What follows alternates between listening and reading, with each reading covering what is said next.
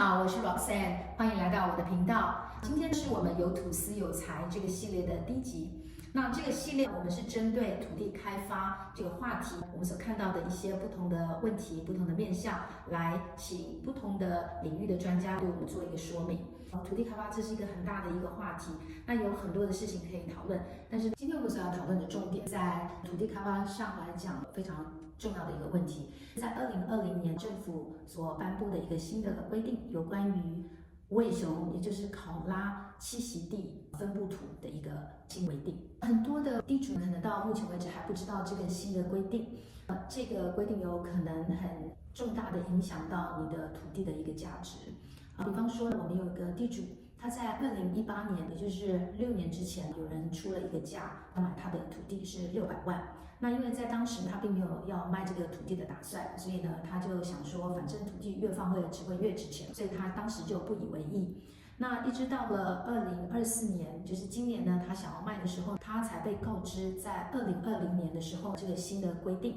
那因为呢，这个新的规定，政府重新划分了无尾熊，也就是考拉的一个栖息地的分布图。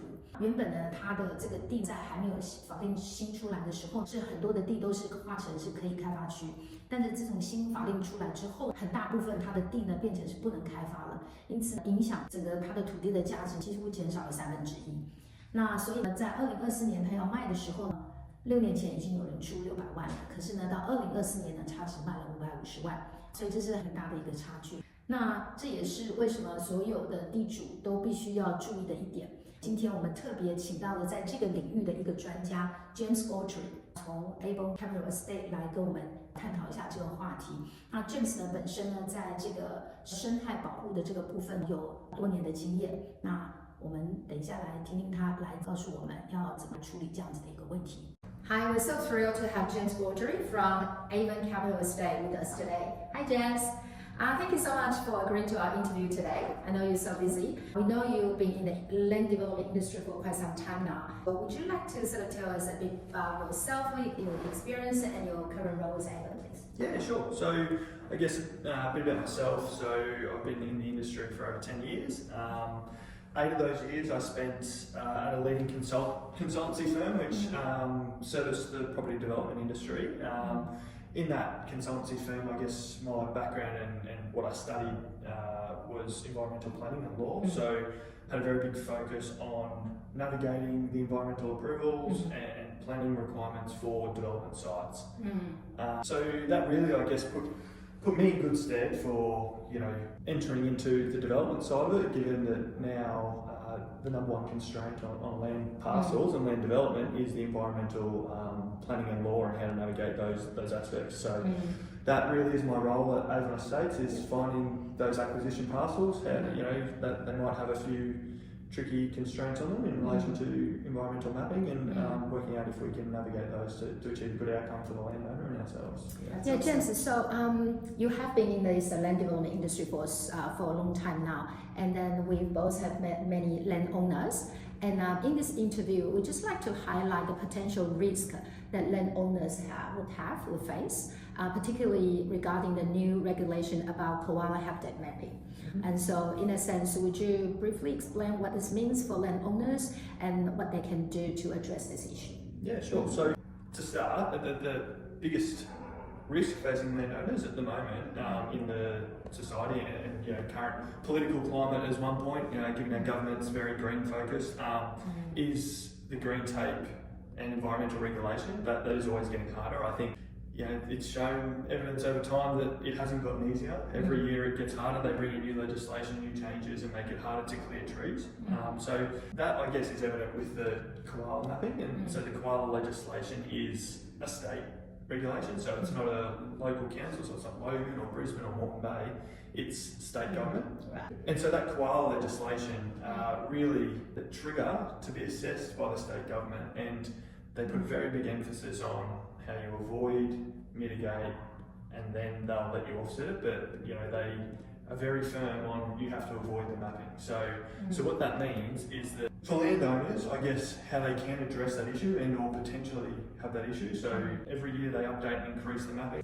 To mitigate and manage that risk, I guess the first thing that a landowner can do is try and get educated. So talk to someone, talk to a specialist about it, just have a chat. And if their site's at risk, I guess the first telltale sign for a landowner if their site is at risk is, does it have trees on it? That would be my starting point. So that would be like a 99% of it. That's right. Yeah. So I think if that's the first probably thing to look at, does my site have trees on it? Right. If that's the case, I think you need to then look at how we can mitigate and manage that risk. And if it's not mapped now by koala habitat, then is it going to be, or is it at risk of being mapped? Okay. James, in your opinion, what is the best time for a landowner to sell their land? And then what factors should they watch out for? Best time to sell land's a hard question, I guess. From our perspective at Avon Estates, we see ourselves as a different developer. I guess something you've probably learned, Roxanne, is we're not pushing and we're not demanding. So we don't want to really force a landowner into selling. So we're big believers in giving a landowner a positive experience. They should sell their asset when they're ready to sell their asset. I guess putting that aside though, there's a few holes in the myth that the value of the land is always going up. Landowners are very much the value of my land's going up. I'll wait another year, it'll go up again, and do nothing about it. That's right. And the first one is, I guess, an obvious one, but some landowners don't quite understand it, is that yes, the value of their asset and the land might be going up, but so is the rest of the market. So it's not just your piece of land that's going up in value, everything else around it is going up as well. So you've got to understand that if you wait a year, you're also buying in a market that's also gone up in that year. And two, the other hole in that myth is that the value can plummet overnight. If you're at risk of environmental creep and legislation, so changes to regulation can literally make the value of the land decrease overnight, and that I guess was really relevant with the koala mapping, which was introduced in 2020. Sites were okay to be cleared, and overnight they're all of a sudden accessible and might not be able to be cleared at all. Wow, that really is something they have to watch out for, man. Yeah, absolutely. So I guess when is the best time? Back to answer your question, Roxanne. I guess for me, and advising a landowner and being a developer, we obviously want to buy land, but advice I'd give to a landowner is you need to assess the risk. Can you manage the risk?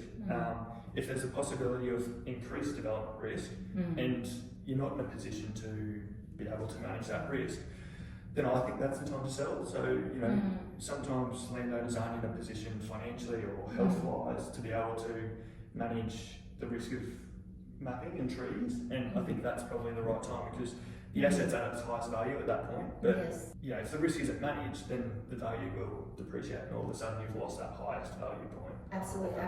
Actually, we've seen this quite often recently, and then a lot of landowners, they're sort of older people, like in their 60s, 70s, and then they just don't want to think about it, and they'll say, oh look, we just pass on to our kids, and they can worry about it. But what they didn't realize is if they actually just set and forget, it will actually decrease the value if the tree and the koala mapping is actually happening on their land. So we really sort of strongly advise them at least to seek some expert opinion to make sure that they preserve the value of their property they're gonna pass on to their kids. Yes, so James, are there any other things you like to share with the landowners, whether they are selling now or in the future?